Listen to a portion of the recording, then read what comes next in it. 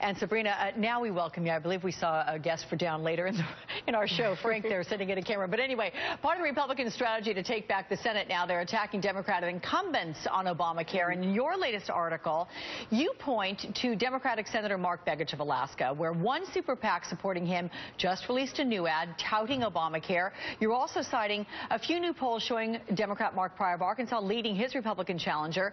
So does this suggest the Republicans' Obamacare argument may not be as effective as they'd like it to be?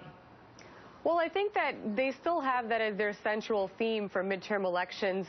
And it's true that there are 4 Democrats facing very tough re-election battles in conservative states where the law remains deeply unpopular. The biggest problem for Republicans is that they haven't produced a replacement plan of their own, and they keep on running on full repeal.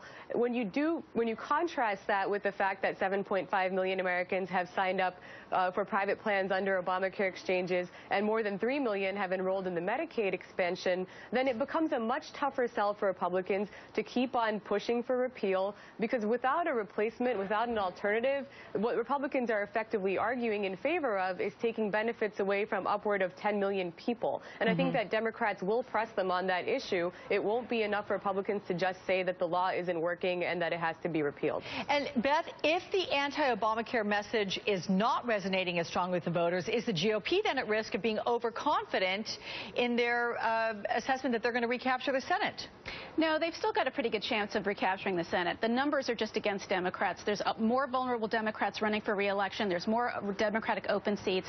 And frankly, whether the Obamacare issue is the driving issue or not, the Obama coalition, the people that elected the president, who are minorities, African Americans, Hispanics, unmarried women, they to vote as much in midterm elections. The people who do tend to come out are older white Americans who have been the most resistant to this president, whether it's been on Obamacare or any other issue. Okay. Sabrina, former Massachusetts Senator Scott Brown announced his candidacy for Senate in New Hampshire this past week, and he went after Obamacare. Let's take a listen. And if we're ever going to get past Obamacare and get America moving again, we need to hold those responsible accountable.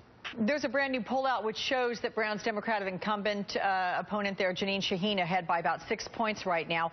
Is the GOP's insistence, Sabrina, on opposing Obamacare and the GOP candidates running on an anti-Obamacare platform, do you get a sense that is a fading narrative?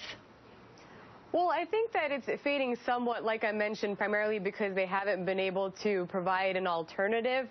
What Democrats are going to do is remind the public of the law's original intent, which was to expand access to affordable health care, highlight people with pre-existing conditions who now have coverage, and really try to counter-argue that Republicans haven't done anything with respect to health care policy. They've simply voted more than 50 times to repeal the law, and again, not once have they proposed their own ideas, and that's what kind of makes it a fading argument. But again, like Beth mentioned, you have to remember that this is primarily at the Senate level going to be contested in very conservative states, and Democrats do face an uphill battle. Jeanine Shaheen is a little bit more comfortable in New Hampshire, but for Mark Begich, Mark Pryor, Mary Landrieu, and Kay Hagan, they still will, I would still say that they're vulnerable, and they have their work cut out for them. Yeah, and when you look at these poll numbers overall, Beth, do you think the results are more due to the fact the Obama administration has done a better job of selling Obamacare after the botched rollout, we should note, or do you think it might be real world experience by the public that's now changing the perception? I mean, they're using I think it's totally real-world experience. I have to say, I think the Obama administration did a terrible job of selling Obamacare. They passed it in 2010, immediately ran away from it. Tons and tons of Democrats lost their seats in that fall's election. It was never anything that the president fully got behind and sold in an incredibly positive way. They always seem to be sort of on the defensive about it. So once it